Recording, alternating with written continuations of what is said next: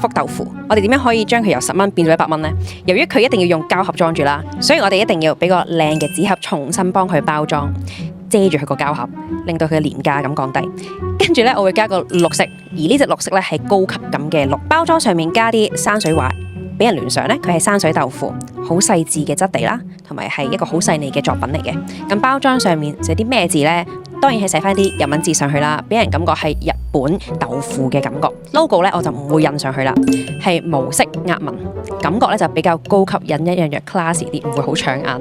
佢嘅包裝咧直接暗示咗點樣用佢啊。如果你真係將百福豆腐當禮物送俾人咧，人哋就會覺得唔體面，即係原本嗰嚿豆腐啊，就係平時煮飯嗰啲啦，係咪？咁但係呢一份嘅禮物咧，個語言就係話俾你個朋友知啦，你重視食物嘅質素，同埋我想俾啲好嘢嚟食，因為呢個好明顯係一個禮品包咯。唔知你哋中唔中意呢個設計啦？咁如果你都想學識點樣重新包裝你件產品或者服務賣貴3倍嘅話咧，留言包裝有本書同埋2個 AI 工具開始。